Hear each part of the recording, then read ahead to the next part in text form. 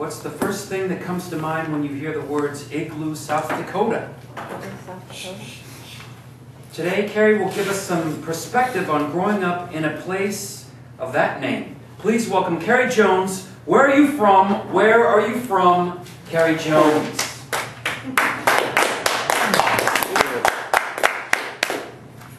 Where are you from?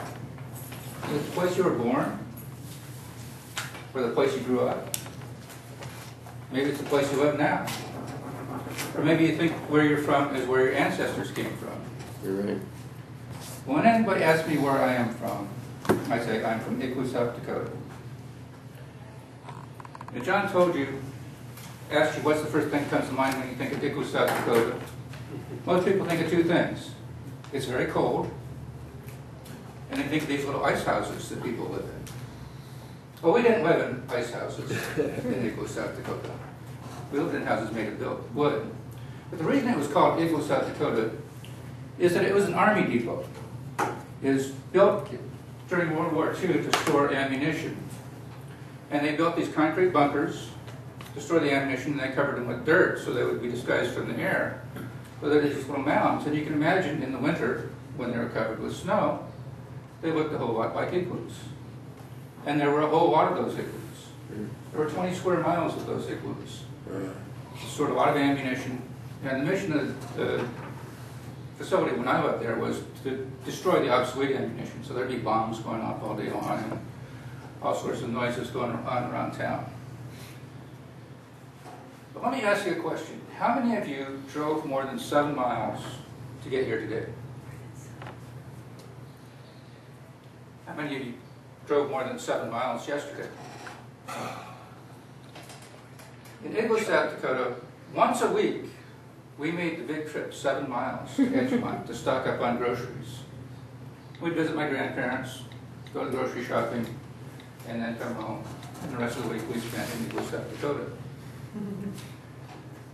Now, if you figure you drove 7 miles this way and 7 miles this way, that means you had an area of about 49 square miles that you were in.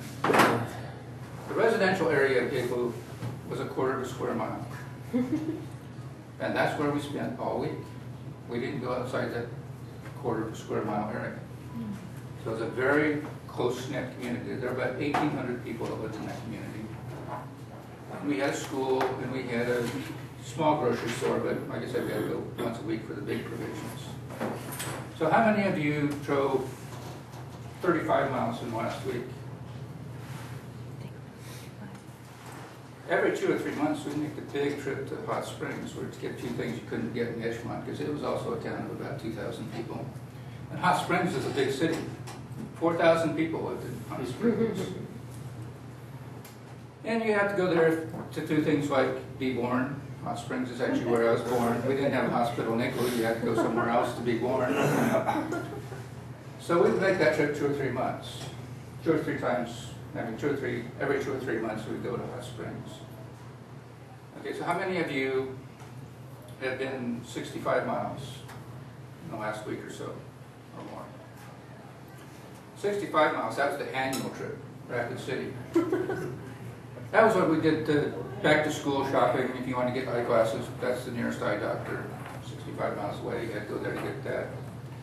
So once a year we'd make that trip, go up through the Black Hills, and every once in a while when Dad was feeling adventurous, we might go up through the Black Hills and go past Mount Rushmore and some of those areas. Mount Rushmore was about 40 miles from where I lived. But typically my dad was the kind of person that didn't think he needed to go anywhere outside of that quarter square mile that we lived in, so we didn't go places very often. But Rapid City, biggest city I'd ever been in my life until I was 16, was 40,000 people. And in my sophomore year in high school, Igloo was actually officially the Black Hills Army Depot. And it was operated by the Army, although most of the people there were civilians. And in Igloo, where was I going with that? I totally lost where I was going with that. Black Hills Army Depot closed in 1966. It was shut down in budget cut, and everybody had to leave. Oh my goodness. So I was a sophomore in high school. living in a town of 1,800 people. When I transferred to Concord, my dad was up at the Naval Weapons Station. And I transferred to Mount Iowa High School, which had 2,500 students. 700 more students than the town I lived in had residents. Concord at that time was about 70,000 people.